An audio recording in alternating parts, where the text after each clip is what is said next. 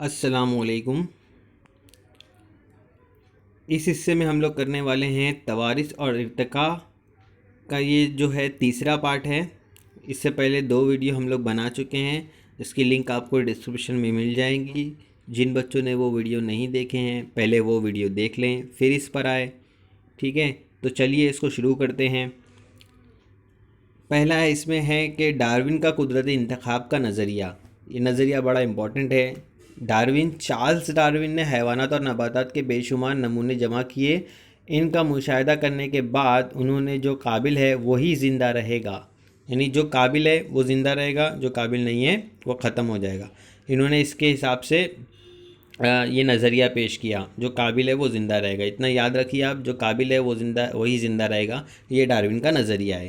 انہوں نے اس کے لیے ایک کتاب لکھی، اوریجنس آف اسپیسیز۔ یہ چارلس ڈارون کی کتاب ہے، ٹھیک ہے؟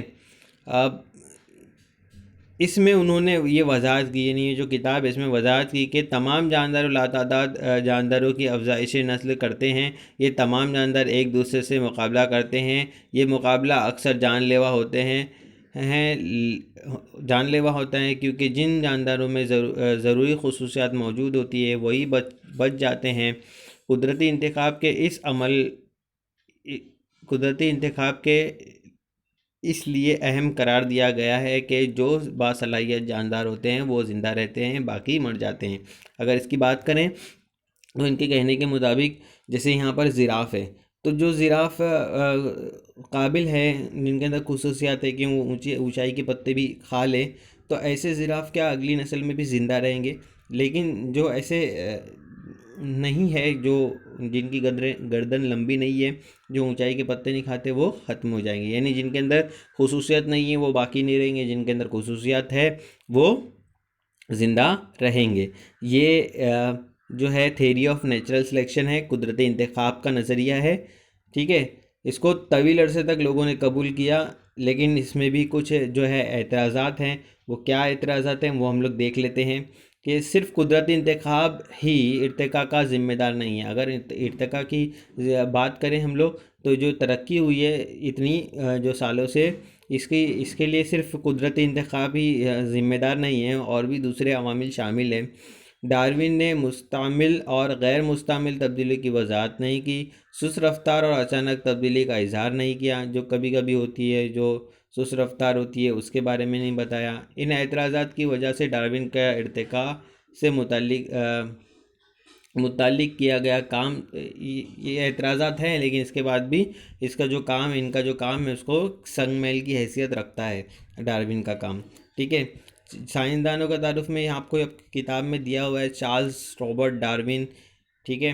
یہ ایک انگریزی ماہر حیاتیات ہیں، اور انہوں نے کام کیا ہے بہت سارا حیاتیات کے شعبے میں۔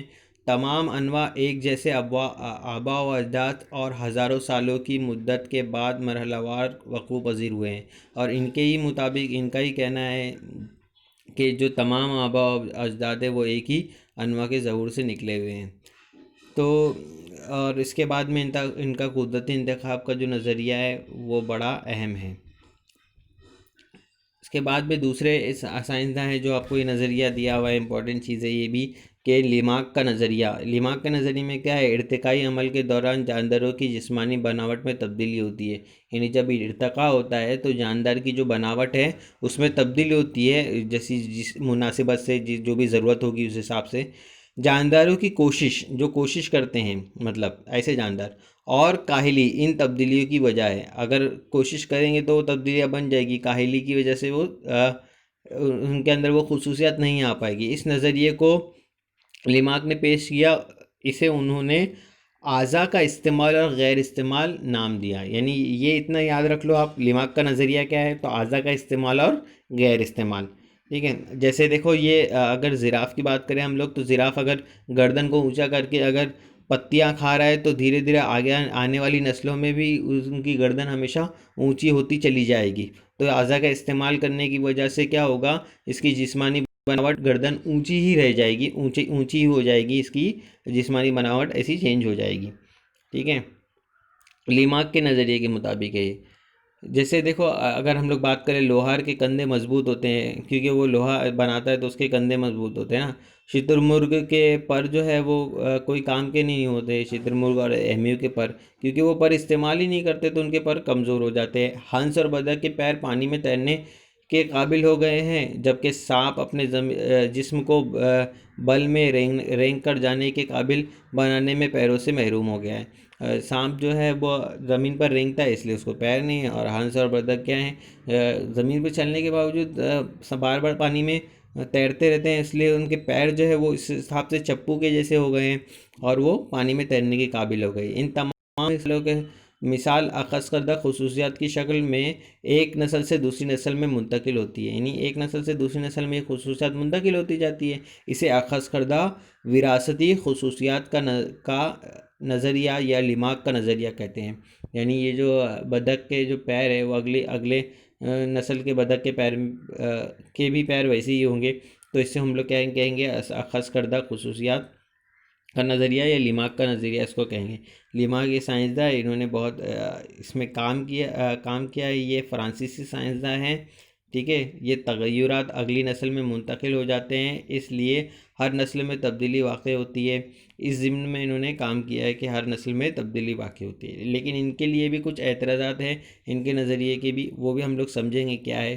مخصوص نوعیت کی کوشش کے باوجود جسمانی اعضاء کا ارتقاء یا کوشش نہ کرنے سے ہونے والے نقص کو تسلیم کیا گیا، لیکن اس کا نسل در نسل منتقل ہونا تسلیم نہیں کیا گیا. مطلب کوشش کرنے کی وجہ سے جو چیزیں خصوصیات کسی چیز کے اندر آ گئی اس کو تو تسلیم کر لیا گیا، لیکن کوشش کرنے کی وجہ سے جیسے ہم نے کوشش کی تو ہمارے بچوں کے اندر بھی وہ چیز آ جائے گی، اس کو تسلیم نہیں کیا گیا. کیونکہ خود میں لائی ہوئی تبدیلی نئی نسل کو منتقل نہیں کی جا سکتی، اس کی کئی بار جانچ کی گئی اور لماغ کے نظریے میں غلطی نظر آئی. جانداروں کے حیات کے دوران جو خصوصیات اس نے اخذ کی ہیں، جو حیات کی زندگی کے دوران میں جو جانداروں نے اپنی خصوصیات اخذ کی ہے وہ اگلی نسل میں منتقل کی جاتی ہے نا. تغیراتی خصوصیات جو ذہنی خصوصیات جو بن گئی ہوئی اگلی نسل میں منتقل کی جائے گی، اسی ہی اخذ کردہ خصوصیات کی جینیات کہتے ہیں. اور اس کو ہم لوگ کیا کہتے ہیں، اخذ کردہ خصوصیات کی جینیات کہیں گے اس کو. اب دیکھو یہ بچے اس میں کنفیوز ہو جاتے ہیں کہ لماغ کا نظریہ کیا ہے اور ڈارون کا نظریہ کیا ہے. تو دونوں کے نظریے میں کیا فرق ہے کہ ڈارون کا نظریہ یہ ہے کہ جو قابل ہے وہ زندہ رہیں گے. مطلب دیکھو یہاں پر 4 زراف ہے، 2 زراف اپنی گردن اونچی کر کے کھانے کے قابل ہیں تو وہ بچ گئے ہیں. اور لماغ کے نظریے میں کیا ہے کہ یہ زراف اوپر گردن اونچی کر کے کھا رہے تو آگے والی نسلوں میں بھی ان کی گردنیں اونچی اونچی ہوتی چلی جا رہی ہے، ٹھیک ہے. یہ دونوں کے نظریے میں یہ فرق ہے، اس میں جو قابل ہے وہ زندہ رہے گا، اور جو یہ اور لماغ کے نظریے میں استعمال اور اعضاء کا استعمال اور غیر استعمال، ٹھیک ہے. چلیے آگے بڑھتے ہیں. اب اس کے بعد میں ہے جماعت کا ظہور.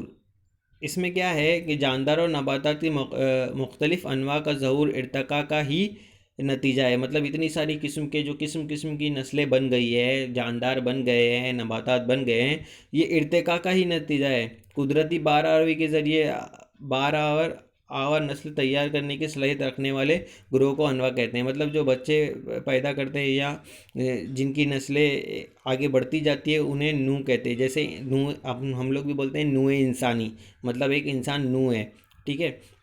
تو ویسے ہی جو بھی جاندار ہیں ان کو نو کہیں گے.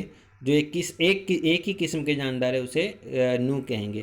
ہر نو مخصوص جغرافیائی ماحول میں نشو و نما پاتے ہیں. اس کی غذا، رہن سہن، بار آوری، مدت توافق وغیرہ مختلف ہوتے ہیں، اس لیے نو کی خصوصیت باقی رہتی ہے. لیکن ایک نو سے نئی نو کے پیدا ہونے کی وجہ جینیاتی تغیر ہے. اب ایک نو سے دوسری نو، مطلب مچھلیوں کا نو ہے اس سے جل تھلیوں کا نو پیدا ہو گیا، تو اس کی جو وجہ ہوگی وہ جینیاتی تغیر ہوگی. ان کی جینیات میں جو تغیر آئے گا، فرق آئے گا، اس کی وجہ سے وہ مچھلی جو ہے وہ جل تھلیوں میں یا دوسری چیز میں تبدیل ہو جائے گی. تو یہ جو ترقی ہوئی ہے اس میں دیکھتے ہیں نا ہم لوگ، درمیانی کڑی الگ الگ بنتی گئی ہے، اور وہ ایک جو پانی تھا، سادہ مایع تھا، وہاں سے لے کر تو بہت ساری انواع بن گئی ہے.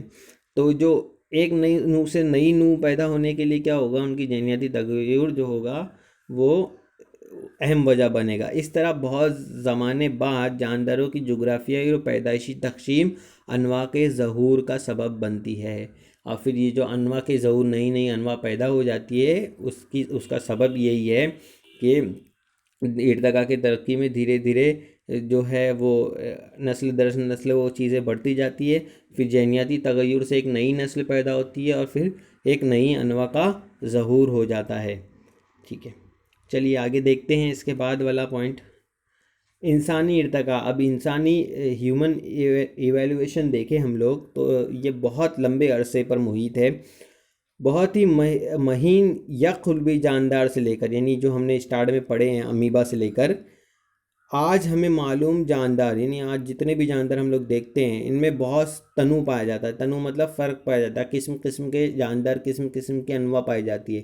ان میں انسانی نسل کی ابتدا درج ذیل شکل کے ذریعے دیکھی جا سکتی ہے۔ دیکھو یہاں پر آپ دیکھیں گے اگر تو انسان کہاں سے کتنا پرانے لنگور سے شروع ہوا ہے، جیسے لنگور جیسے جانور سے شروع ہوا اور دھیرے دھیرے آگے بڑھتا گیا ہے۔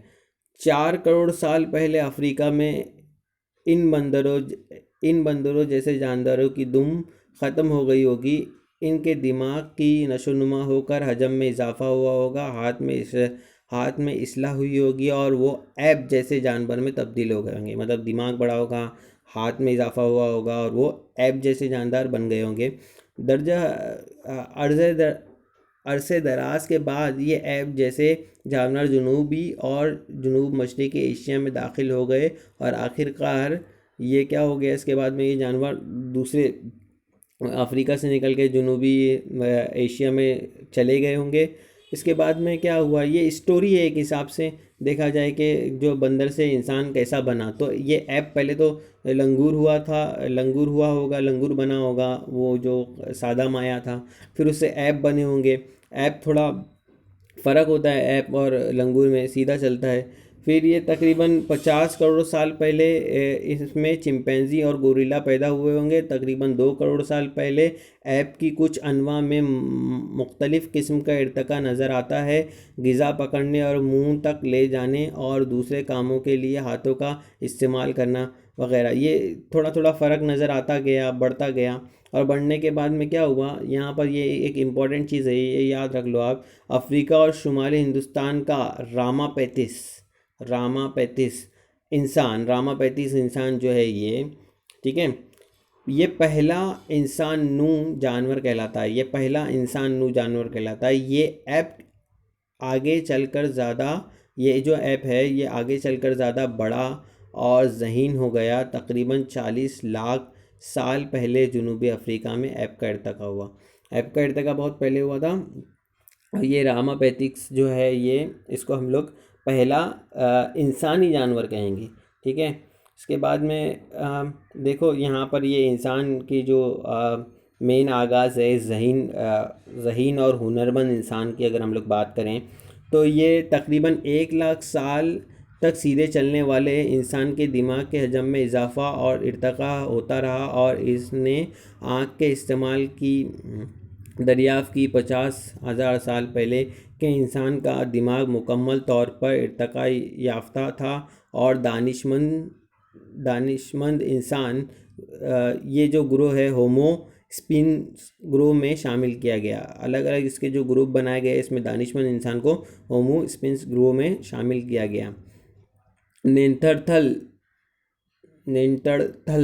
انسان جماعت کی پہلی مثال تسلیم کیا گیا ہے، یعنی جو نینڈرتھل انسان ہے اس کو پہلا ذہین انسان بتایا گیا۔ یہ تقریباً 50,000 سال پہلے ہو گیا ہے، مطلب 50,000 سال پہلے کی بات ہے کہ یہ ذہین انسان ہو گیا تھا۔ اس کے بعد ارتقاء سابقے کی بنسبت بہت تیزی سے ہوتی رہی، اور اس کے بعد میں ارتقاء بہت تیزی سے ہوتا رہا، اور دھیرے دھیرے انسان نے کاشتکاری کرنا شروع کر دیا، مویشی پالنا شروع کر دیا۔